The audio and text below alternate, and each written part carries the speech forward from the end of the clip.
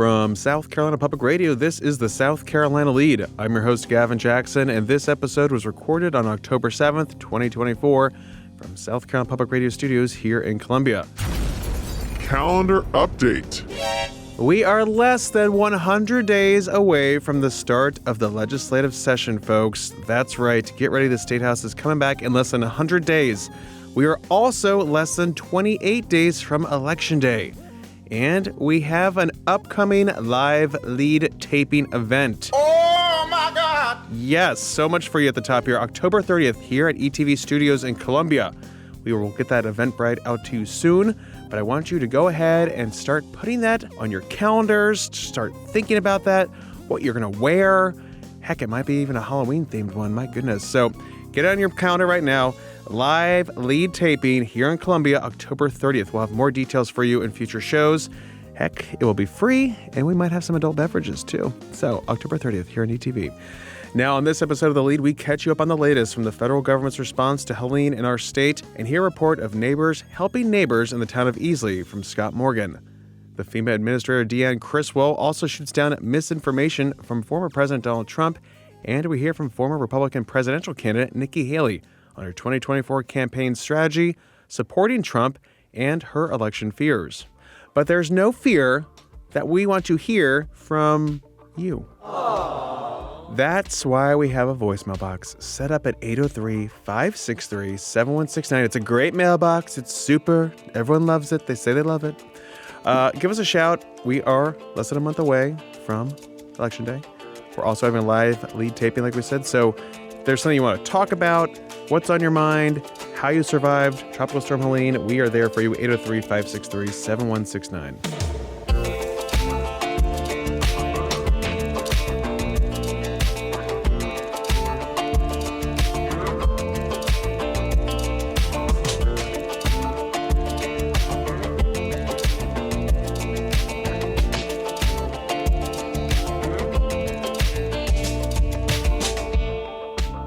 All right, let's take a look at what's on tap this week in the State House. Great. Like I said, we are less than 100 days from the start of the next two-year legislative session. Amazing. I know.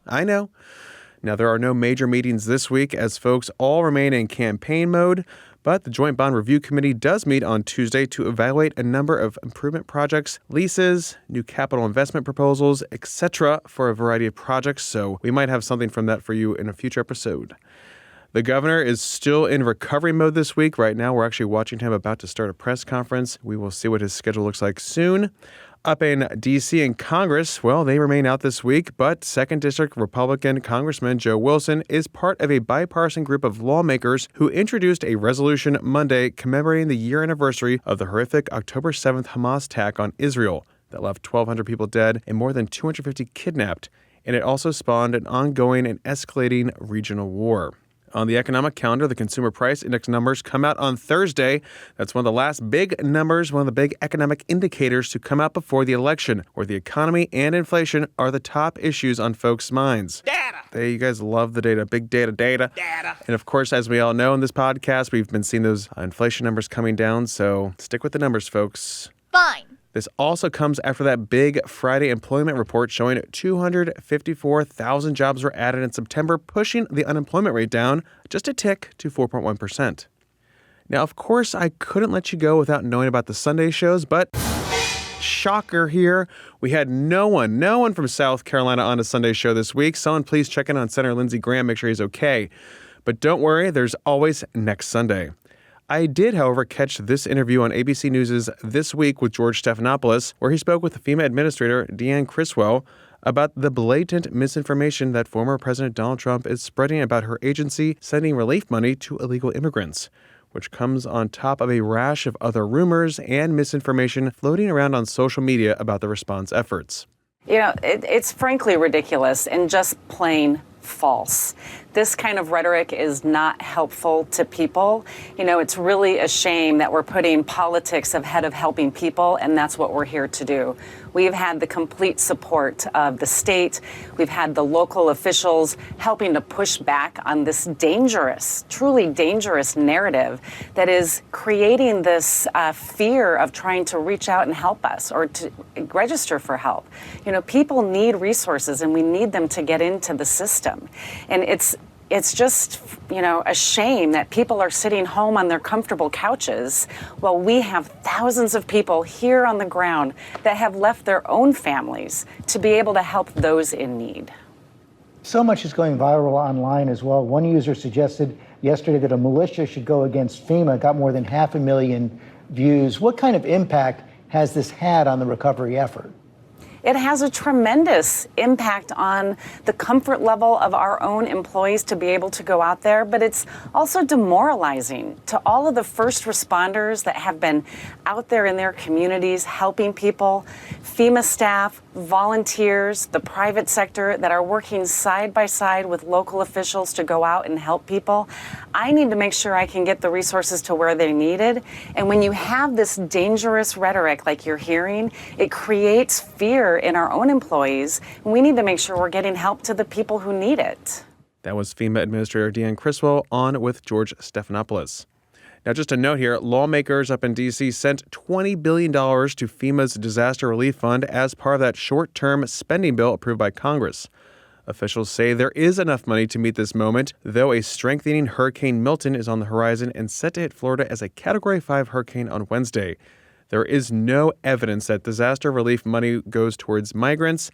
In fact, the Washington Post reports, however, that in 2019, the Trump administration, in the middle of hurricane season, told Congress that it was taking $271 million from the Department of Homeland Security programs, including $155 million from the Disaster Fund, to pay for immigration detention space and temporary hearing locations for asylum seekers who had been forced to wait in Mexico. Now, here's an update on FEMA's response to Helene in South Carolina. FEMA has approved over $57 million for more than 73,500 households. FEMA disaster survivor assistance teams are on the ground in neighborhoods across the affected counties, continue to help survivors apply for FEMA assistance and connect with additional state, local, and federal and voluntary agency resources.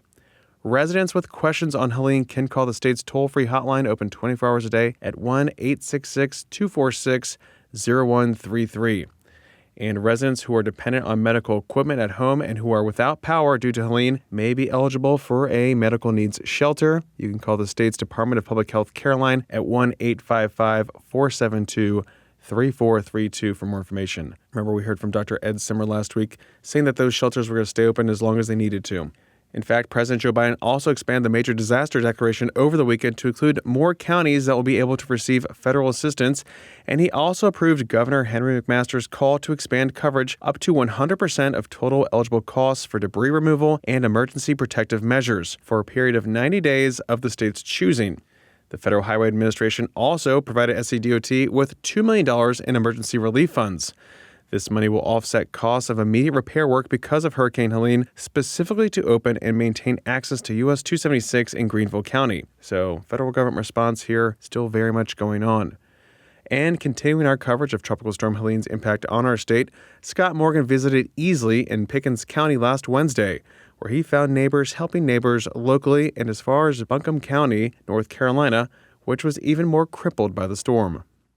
If one thing in the wake of Tropical Storm Helene has gone Pickens County's way, it's that, at least through the production of this story, none of the 39 deaths attributed to the storm so far have happened in this county, which is astounding when you see parts of it. This is the house that we worked on yesterday, right here. You couldn't see it when we started. You could not see it. I'm riding with Lawson Clary, the executive pastor at 5 Point Church in Easley. We're actually on the way back from dropping off some food to someone, and Clary wanted to show me this small, old, seemingly hurricane-proof neighborhood just outside downtown. This looks like a bomb went off. Yes, it is. It's like a bomb went off. The scene is jaw-dropping. Trees fallen into, onto, and through almost every house in this small development. Nobody got killed. Nobody. It is truly miraculous. It's hard to argue when you see this up close, but there is a second thing going Easley's way. and that's that residents of this small city just over the border from Anderson County have stepped up in the face of some truly devastating damage to help neighbors. That lunch delivery, for instance, that was to a lady in Anderson County. Hello. How are you? We've got some food here for you guys. What is it? Got some hot dogs and stuff, and then I'm going to be bringing out... As life post-Helene develops in counties and towns all over the upstate, residents waylaid by the storm are eager to make a point that given the scale of the damage up and down the southeast, neighbors need to help neighbors because that's the only way they see actually getting through this. I'm Marley. Marley, okay, all right. Well, Representative Collins told me to tell you hello, and this is from 5 Point Church, and we just grilled these up for everybody right now. Oh, how wonderful. Yes, how are y'all doing? Marley Carey just reestablished contact with her sister in Atlanta, who was worried that she hadn't been able to reach her. The last real meal Carey had was last Thursday, just hours before Helene tore through. Since then, she's partially relied on neighbors to bring her food, and she asks Reverend Clary to bring back some ice, which he says he'll do later. And while she has canned food and bread, Carey says she's about to get rid of a lot that's no longer safe to eat. Tomorrow's trash day, so that's what we're getting ready to do now. Throw away in the freezer, throw away in the refrigerator, too. Carey says she's fine, just uncomfortable, and waiting for the power to come back on. Like a lot of people in Easley, Carey has had trouble with the basics of day-to-day life that electricity brings. And this is where the city branch of the YMCA steps in. I'm Danielle Watson. On Monday, the Easley Y opened its doors to everybody, not just members, which the Watsons are, because the facility has a few things that a lot of other folks don't right now, like air conditioning and clean, hot water. It's kind of not fun to be at home and not be able to take a hot shower. So we've been coming up here every day and taking a hot shower after our workout. With about a quarter of the county still out of power Wednesday, getting hot water is not always easy. So the Y is letting people come in and take a shower while they charge phones and computers at recharging stations all over the building. But the power sharing here is also legit saving lives. We had one lady come in yesterday. She's terminal with cancer. It's the first time she's ever come into the YMCA here. She's lived here in the community for a while, but she had several types of things that needed to be charged. Suzanne Flogger is the executive branch director of the Easley YMCA. But what's cool is she's making friends out in the lobby that she would have never made otherwise. If she were here, I'd love to talk to her, but no. Somebody who is here, though, is Dan Bracken, the broker in charge at Bracken Real Estate downtown, who did this. When my wife and I were trying to figure out what we could do to contribute, we just looked at the resources we had, and we knew there were people out there that didn't have what we have, so we bought generators and have been prioritizing at this point to medically fragile people.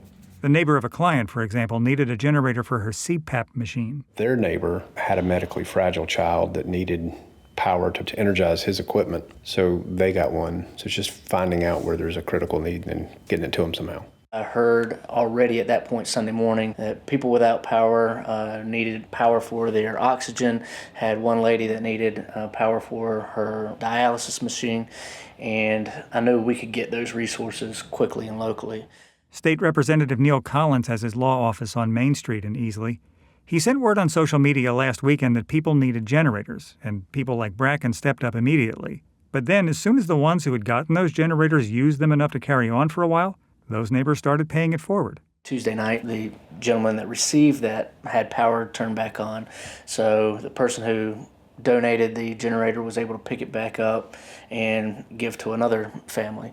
So those types of things have occurred, and it's been pretty amazing seeing family by family helping out, and they're complete strangers. Something that keeps coming up around town is that when all the local needs are met, when Easley gets back to being self-sustainable, the effort to help the more devastated county to the north will kick into high gear. Bracken is already looking for ways to get those generators that he bought, like 7 of them, by the way, to people in Buncombe County, North Carolina, home to Asheville, where Helene has proven truly catastrophic. That said, despite their own current hardships, Easley residents are already pitching in for North Carolina. Some of the people that are in North Carolina have no access to anything right now. We have electric, we have power, we have access to the resources, and we have what we need, so why are we not helping our brothers and sisters that need us? Sarah Harden is dropping off food and supplies at Pickens County Airport. Like you just heard, she's one of the residents lucky enough to have come through Helene okay and already has her resources back. While she drops off, SUVs full of stuff like diapers, dry milk, and bottled water line up to drop off for airlift to North Carolina. The effort for this was the brainchild of Molly Breimer, who owns The Scoop at the airport, which is, yes, an ice cream shop on the tarmac. We're bringing in donations either from our community in Pickens County or from all over the Carolinas to help with relief efforts from the storm. Like I said, some people are from the county are bringing stuff in, so we have pilots flying in to pick stuff up. They'll take loads to the places in North Carolina where you can't get to via car, and then some pilots are picking stuff up in the Carolinas and bringing it here. We're basically just a hub. Some 40 flights full of food and supplies went out of this airport Tuesday. Things slowed a little on Wednesday because President Biden surveyed the Carolinas by air. But Breimer says the efforts ramp back up now that airspace opens back up and now that Pickens County inches towards recovery. Thanks, Scott. You can find that reporting and more on southcarolinapublicradio.org. Now, I want to reiterate our previous report from Saturday's pod. The State Election Commission has extended the voting registration deadline to October 14th, following the impact of Tropical Storm Helene that forced many voter registration offices to close in our state. People can go to scvotes.gov to register online before the clock strikes midnight on October 14th. That's the same deadline any registration form must be submitted by and any in-office registrations. Folks, it's super easy, scvotes.gov. If you needed a sign to register to vote, well, here it is. Oh!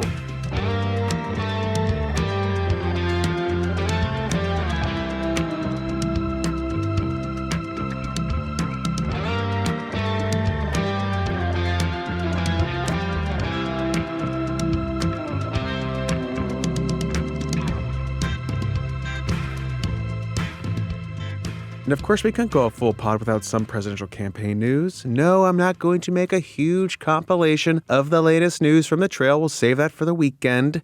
No, I wanted to bring you some remarks from former South Carolina Governor Nikki Haley, who was the last Republican presidential candidate standing between Trump and the nomination. She participated in a moderated discussion and Q&A at the Georgetown Institute of Politics and Public Service on October 3rd, where she fielded several questions, including this one about her slow and steady approach to the campaign. I always love town halls because I need to feel the energy. I need to look you in the eye. I need to see what you're thinking, whether I'm connecting to you or not. Commercials really do the most, right? That's how you get the masses. But you don't know what people are feeling until you're on the ground and you can see it. So town halls was the way to do it. 14 candidates. I got in. I was the first one, right? And then everybody else had to get in. So, but once they got in, the goal was, everybody wanted me to hit Trump. So if I had hit Trump from the very beginning, then all of that, it would have been a waste, honestly, a waste. It would have dragged us down really early. It would have distracted us really early. The goal was slow and steady wins the race. You take out one at a time. Take them out one at a time. And so the ball moved every time. He was the last ball, and I knew he'd be the last one. My goal was to be the last one standing against him, and that's what we did. But we did it by focusing on everybody else. So, it wasn't about bashing him or not bashing him. On policy, if you look on the debate stage, I called him out for spending. I called him out for certain things that happened. I had no problem doing that on policy. But I didn't need to go hit him as a person. I needed to go get the other, 12 guys out so we could have the opportunity to really have that debate. Haley also now has a weekly hour-long radio show on SiriusXM, where she's talking about the news of the week filtered through her lens. But during this Q&A at Georgetown, she responded to a question about whether she was too afraid to criticize Trump. What I have said since the election, since what happened, I said everything that I said on the campaign trail, I stand by. I said it because I believed it. I said it because I was telling the truth to everyone. Since then, people have voted. I'm a voter now. I have to make a decision between two. It is Harris or it is Trump. I don't have the luxury of dealing with anything else.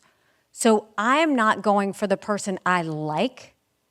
I'm going for when my daughter complains about groceries, I care about that. When my son is worried about getting a job and how he's going to afford insurance, I worry about that. When my husband is a military spouse and I know he's been deployed and I worry about what's happening, preventing wars, I care about that. When I look at what's happening on the border and safety, I care about that. So as a voter, I align more with Trump's policies than Harris's policies. And that's what I choose to do. I'm not voting on style. I'm voting on substance.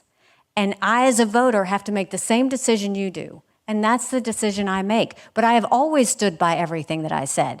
But at the end of the day, I'm an American, and I get the right to choose who I'm going to vote for. And that's what I'm doing. The Republican Party has chosen. In a testament to that, she has spoken out against how Trump handled January 6th and told the group at Georgetown some of her fears following the November 5th election. First of all, I stand by everything I've said. I don't take anything back. When I tell you something, I mean it. I say it. It's what happened. I think he's wrong to say that that the election was stolen. You had multiple courts look at it. No one found proof of it. I have always said that. I think he lost the election. And I think going into this next election, if anything, we want Americans to feel like they know what they're going to get. My biggest concern is that we won't have the results on Election Day.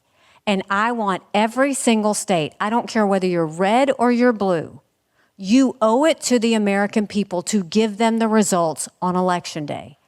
That's part of what America needs. And a lot of states made some corrections on what they need to do that. But we've got to get that, because that's about trust in an election, is being able to do that. But look, I think it's not helpful for him to talk about whether he thinks the election was stolen. The country has moved on for that. And I think it's important for him to say, get out and vote. We need you to get out and vote. Everybody's vote is their voice. It should be more positive. That was former governor, UN ambassador, and Republican presidential candidate Nikki Haley at Georgetown University last week. And last week, you heard Associated Press reporter Jeffrey Collins speak about the resumption of executions in South Carolina. Last Friday, October 4th, the South Carolina Supreme Court set November 1st as the state's next execution date. Collins reports that Richard Moore went unarmed into Nikki's Speed Market in Spartanburg County to rob it in September 1999 and killed James Mahoney in a shootout after taking one of two guns from him, according to authorities. Moore, who is black, is the only man on South Carolina's death row to have been convicted by a jury that did not have any African Americans.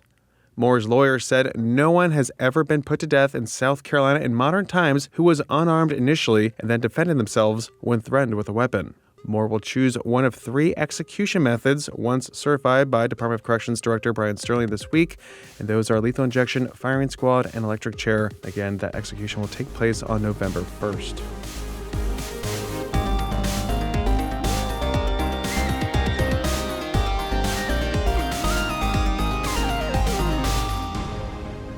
Welcome to the wind down section, our little break from the news. We're glad you're here. A.T. Shire, lead producer. We are in the same studio again today. Yes, same room. There's no window dividing us. Zero partitions. This is unadulterated. Unfiltered. Same room. Unfiltered. That's right. And Gavin, we got some calls. I'm going to glick it. I'm going to Jiminy Glick it. We got some calls for today. How do you feel about that? Can we just do like a whole Jiminy Glick? I mean, is that possible to replicate? I don't know. Don't tease me. Don't tease me, Gavin Jackson. When did you know? Gavin Jackson. How did you know he was that? Gavin Jackson. I wish I had a plate of donuts to eat in here. Anyway, Gavin, we got a call here, okay? It's not the most pleasant call in the world, but you know what? Yeah. We're fair, we're balanced, and we're going to play it, all right? Okay, love that setup. It's going to be the first of a double dip because you got to have some honey with your vinegar. You know what I mean? Something hot, something sweet. That's right. It's got to be balanced, okay? Like a diet. Okay, here we go. Hi, I was looking for South Carolina news on South Carolina Public Radio, and I thought you guys were the source for that. But all I heard were selections from Trump and Harris's campaign speeches. Yeah, kind of disappointing. Thank you. Yes, I know. I've mentioned this before. We've been a little national news heavy. Sadly, and I regret that myself, do you think I want to listen to that much national news? But we got some mitigating factors I will here. tell you, folks, we have a big election 28 days away. Big election. I've been on this trail for I don't know how long. We're getting close. You know, we went to the conventions. We were in Iowa. We were in New Hampshire. We're State following House stuff. sessions is out right now. Like I said, 100 days till State House. 100 days. We'll have more news about State House races as well. There's only a handful of State House races that really matter, folks, because like always, the primary is where a lot of this is decided. So, caller, I agree. Yes, I'm aware. Hopefully our last podcast really mitigated that because that was extra. I threw myself into the field for a week and then also still had to cover some of the debate. I'm sorry there was the debate episode, but again, I know a lot of our listeners don't follow the national news as much.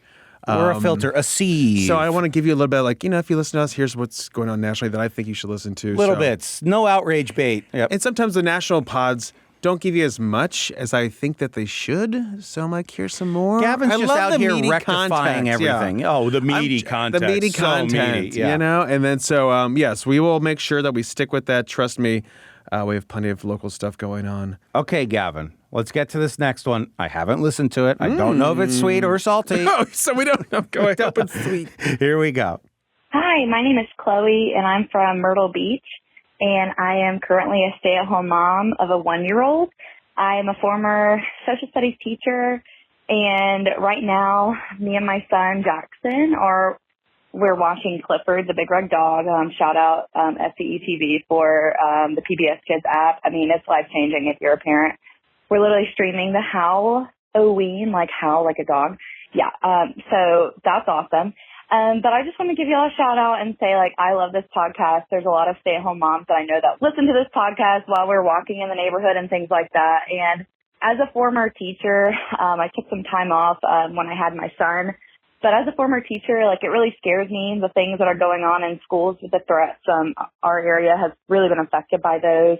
And I just wanted to know your thoughts on, like, what are some actions that we could take as a society, as a state, to make our kids feel more safe, because I am going to eventually go back to the classroom, and I love teaching, and I love history, and oh, my son's saying hi, but our kids deserve better. And so I just wanted to hear some of your thoughts and kind of just make it a positive topic to talk about, because school is awesome. And as a teacher, like, I try to make every day fun, and education is the best. Clifford agrees, too. He's barking in the background, too. Well, thank you. Y'all are the best. Stay safe and have a wonderful week. Bye. Chloe, thank you so much for calling in. We love our stay-at-home moms. And that's funny because, AT, we were just talking about how we were pivoting this podcast into a mommy pod. It's going to be called Mom Talk, but talk, men not will yet. Be, but men will be talking correct, about it. Because I think that's what women want. Yeah, it's... That's Can you exactly. imagine? No, I can't. But it's gonna be a fun. At least you have a kid. So I have a child. Well, actually, I think I can talk about. Yeah. I don't have any kids, nor my mother, but I think I can say a couple things. You can have a portion of little baby Rena. Okay, you can suck a cut of it. I will say my mom's coming to town this week, though. Talking about moms. That's why we're doing another pod this week. It's gonna be pre-recorded. But yes, thank you, Chloe, for that. And when it comes to doing things, I think a lot of people do feel helpless or they have anxiety about whether it's school boards, whether it's elections, whether it's society in general right now. And I was watching something the other day about how you cannot be a bystander or feel like you're overwhelmed by this. And that's just a matter of being engaged. I mean, I think listening and keeping up with the news go to the is meetings, one way. But keep up with the news. Go to the meetings, go to the Board of Education meetings, your school board meetings. I know sometimes those can be frustrating too. Or maybe it's a matter of finding groups that you align with and being a part of supporting those groups. There's even nonpartisan groups too, like the League of Women Voters are nonpartisan.